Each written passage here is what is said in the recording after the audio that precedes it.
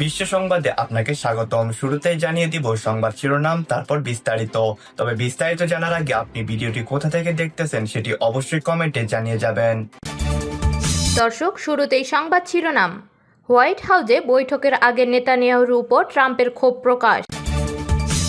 Iran ইসরায়েলের গোপন তেল পাইপলাইন আশার আলো দেখছে সৌদি আরব। ইরান ও সন্ত্রাসী প্রক্সিদের হামলা বন্ধের হুঁশিয়ারি যুক্তরাষ্ট্রের। ইসরায়েলে নেতানিয়াহুর ট্রাম্প কার্ড কি আর কাজে দিচ্ছে না? এতক্ষণ শুনছিলেন শিরোনাম, এবার বিস্তারিত। গত 28 ফেব্রুয়ারি ইরান যুদ্ধ শুরুর পর ওভালে দুই নেতার প্রথম এই বৈঠকের ঠিক আগে ফক্স নিউজকে দেওয়া সাক্ষাৎকারে ট্রাম্প বলেন, ইরানের গোপন পারমাণবিক সাইট নিয়ে নেতানিয়াহুর নতুন করে তাকে কিছু জানানোর প্রয়োজন নেই এবং মার্কিন সম্পৃক্ততা ধরে রাখতে তিনি এসব করছেন। যুক্তরাষ্ট্র ও ইরানের মধ্যে নতুন করে কূটনৈতিক আলোচনা চলার সংবেদনশীল মুহূর্তে এই বৈঠকটি হচ্ছে। ট্রাম্প স্পষ্ট জানিয়েছেন, আলোচনা ব্যর্থ হলে ইরানের বিভিন্ন অবকাঠামোতে আবারও হামলা চালানো হবে। নেতানিয়াহু সরকার ইরানের শাসন ব্যবস্থা পরিবর্তনের পক্ষে থাকলেও মার্কিন জনসাধারণের কাছে এই যুদ্ধ অত্যন্ত অজনপ্রিয় হয়ে উঠেছে। তবে ট্রাম্প দাবি করেছেন যে ইরানের বিষয়ে তাদের সামান্য মতপার্থক্য থাকলেও ওয়াশিংটনের পক্ষ থেকে ইসরায়েলের প্রতি সামরিক সহায়তা অব্যাহত থাকবে। বিশ্লেষকদের মতে, যুক্তরাষ্ট্রের নিজের কমে যাওয়া জনপ্রিয়তা ও যুদ্ধের জন্য চাপ প্রয়োগের অভিযোগ কাটাতে এবার কিছুটা নমনীয় মনোভাব দেখাতে পারেন নেতানিয়াহু। ইয়েমেনের হুতি বিদ্রোহীদের একের পর এক হামলার মুখে সৌদি আরবের জ্বালানি অবকাঠামো ও লোহিত সাগরের নৌপথ চরম ঝুঁকিতে পড়েছে। এ অবস্থায় ইউরোপে অপরিশোধিত তেল পাঠাতে ইসরায়েল ইরানের গোপন পাইপলাইন ব্যবহার করতে পারে রিয়াদ। বুধবার এনডিটিভির এক প্রতিবেদনে উঠে এসেছে যে 60-এর দশকে তৎকালীন ইরানের শাহ মোহাম্মদ রেজা পাহলভির অর্থায়ন ও ইসরায়েলি প্রকৌশলে নির্মিত 254 কিলোমিটার দীর্ঘ ইলাত আশকেলন পাইপলাইনটি সৌদি আরবের বিকল্প রুট হিসাবে কাজ করতে পারে। প্রতিবেদন অনুযায়ী সম্প্রতি জাজান ও ইয়ানবুতে সৌদি আরামকোর তেল শোধনাগারে হুতি হামলায় দৈনিক 4 লাখ ব্যারেল ক্ষমতার শোধনাগার বন্ধ হয়ে যায়। এর ফলে বাব এল মানদেবের প্রণালী ও লোহিত সাগর দিয়ে ইউরোপে তেল পাঠানো ঝুঁকিপূর্ণ হয়ে পড়েছে।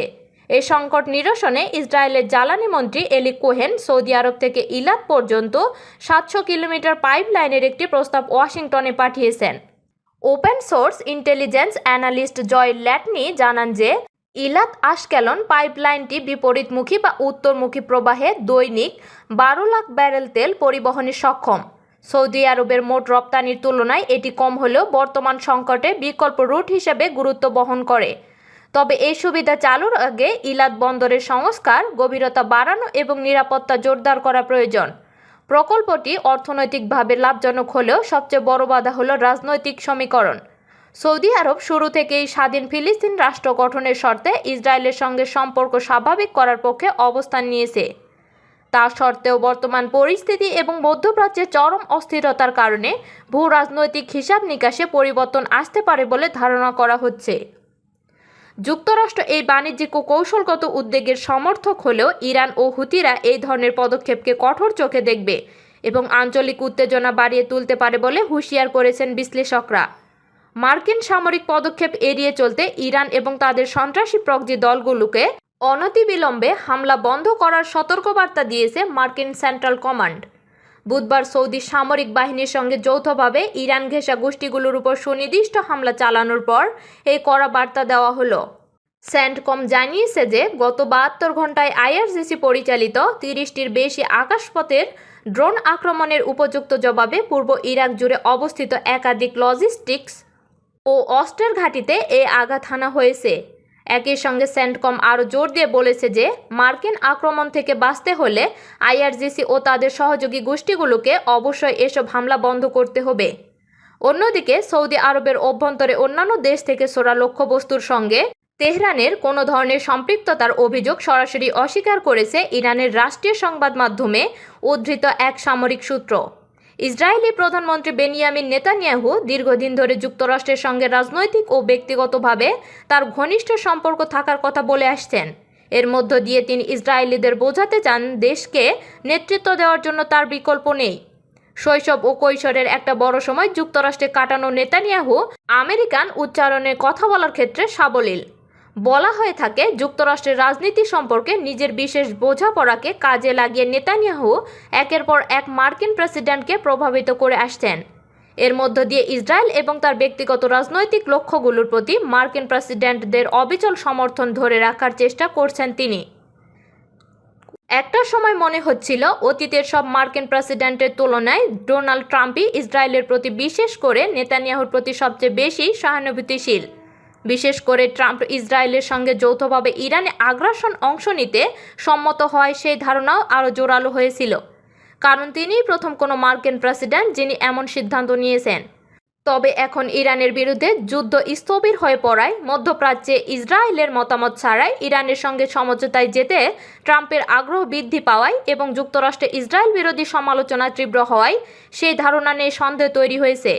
ইসরায়েলে এখন এমন ধারণা তৈরি হয়েছে নেতানিয়াহুর ট্রাম্প কার্ড আগের মতো আর কাজ নাও করতে পারে। এটি এমন সময় হয়েছে যখন নেতানিয়াহু নিজেই নানা চাপের মধ্যে আছেন, কারণ আগামী অক্টোবরের শেষ দিকে তাকে জাতীয় নির্বাচনে লড়তে হবে। একই সঙ্গে নিজ দেশে তার বিরুদ্ধে দুর্নীতির মামলায় বিচার চলছে। এছাড়া মধ্যপ্রাচ্যের বেশ কয়েকটি সংঘাতের ঘটনা এখনও অমীমাংসিত। এমন অবস্থায় নেতানিয়াহু ওয়াশিংটন সফর করছেন। গতকাল মঙ্গলবার তিনি ট্রাম্পের সঙ্গে বৈঠক করেছেন। ইরানের বিরুদ্ধে যুদ্ধ শুরুর পর এটাই তার প্রথম যুক্তরাষ্ট্র সফর। নেতানিয়াহুর এই সফরকে তার জন্য নতুনভাবে নিজের ভাবমূর্তি গড়ে তোলার একটি সুযোগ হিসেবে বিবেচনা করা হচ্ছে। তিনি ট্রাম্পের সঙ্গে ছবি তুলে ইসরায়েলের জনগণকে দেখানোর সুযোগ খুঁজবেন। মার্কিন প্রেসিডেন্টের সঙ্গে তার ঘনিষ্ঠ সম্পর্ক এখনও আছে। ইরানের বিরুদ্ধে যুদ্ধ শুরুর পর থেকেই নেতানিয়াহু ও ট্রাম্পের সম্পর্কে টানাপোড়েন বৃদ্ধি পেতে শুরু করে। বিভিন্ন প্রতিবেদনে বলা হয় ইরানের বিরুদ্ধে সামরিক অভিযান সফল হওয়ার সম্ভাবনা আছে এবং ইরান সরকার ক্ষমতাচ্যুত হতে পারে। এসব কথা বলে ট্রাম্পকে তেহরানে আগ্রাসন চালাতে রাজি করিয়েছিলেন নেতানিয়াহু। যুক্তরাষ্ট্রের কংগ্রেসেও নেতানিয়াহুকে নিয়ে উদ্বেগ বাড়ছে, কারণ পশ্চিম তীরে ইসরায়েলি বসতি স্থাপনাকারী গোষ্ঠীর প্রতি তার নমনীয় অবস্থান নিয়ে সমালোচনা রয়েছে। এমনকি এসব বসতি স্থাপনকারীর হাতে বিচার বহির্ভূতভাবে একজন মার্কিন সিনেটরকে আটক করার ঘটনাও ক্ষোভের জন্ম দিয়েছে। এছাড়া যুক্তরাষ্ট্র ইসরায়েলের আঞ্চলিক প্রতিদ্বন্দ্বী তুরস্কের কাছে F-35 যুদ্ধ বিমান বিক্রির বিষয়টি বিবেচনা করা এবং সৌদি আরবের সঙ্গে পারমাণবিক সহযোগিতা চুক্তিতে সম্মত হওয়ায় দুই দেশের মধ্যে টানাপোড়েন আরও বেড়েছে। ইসরায়েলের সাবেক রাষ্ট্রদূত ও নিউ ইয়র্কে দেশটির সাবেক কনসাল জেনারেল অ্যালান স্পিংকার্স আল জাজিরাকে বলেন, রাজনৈতিক স্বার্থ হাসিল করাটাই নেতানিয়াহুর এই ওয়াশিংটন সফরের আসল উদ্দেশ্য। তিনি দাবি করছেন ঘনিষ্ঠ বন্ধু সদ্য প্রয়াত রিপাবলিকান সিনেটর লিন্ডসকে গ্রাহামের শেষকৃত্যে যোগ দিতেই তিনি যুক্তরাষ্ট্রে গেছেন। পিংকাস বলেন, ধারণা করা হচ্ছে এ সফরে একটি নির্দিষ্ট কর্মসূচি আছে। নেতারা ইরান F-35 যুদ্ধ বিমান এবং সৌদি আরবের সম্ভাব্য পারমাণবিক চুক্তি নিয়ে আলোচনা করবেন। পিংকাস মনে করেন নেতানিয়াহুর এই সফরের উদ্দেশ্য দুটি। প্রথমত, ইসরায়েলের মিত্র ও সমালোচকদের বোঝানো ট্রাম্পের সঙ্গে নেতানিয়াহুর সম্পর্ক এখনও আগের মতোই অটুট। দ্বিতীয়ত, নেতানিয়াহু আশা করছেন তার বিরুদ্ধে চলমান দুর্নীতির মামলায় তাকে ক্ষমা করতে ট্রাম্প আহ্বান জানাবেন। 2025 সালের নভেম্বরে নেতানিয়াহুর পক্ষ নিয়ে ইসরায়েলে ট্রাম্পের নজিরবিহীন হস্তক্ষেপের দিকে ইঙ্গিত করেন পিংকাস। নেতানিয়াহু হয়তো আশা করছেন ট্রাম্পের সঙ্গে বৈঠক সফল হলে তা তার জনপ্রিয়তা বৃদ্ধিতে ভূমিকা রাখবে। তবে তিনি এমন সময় যুক্তরাষ্ট্রে পৌঁছেছেন যখন দেশটিতে তার গ্রহণযোগ্যতা সম্ভাব্য আগের যে কোনো সময়ের তুলনায় সবচেয়ে কম। যুক্তরাষ্ট্রের ডানপন্থী শিবিরের বেশ কয়েকজন প্রভাবশালী ব্যক্তি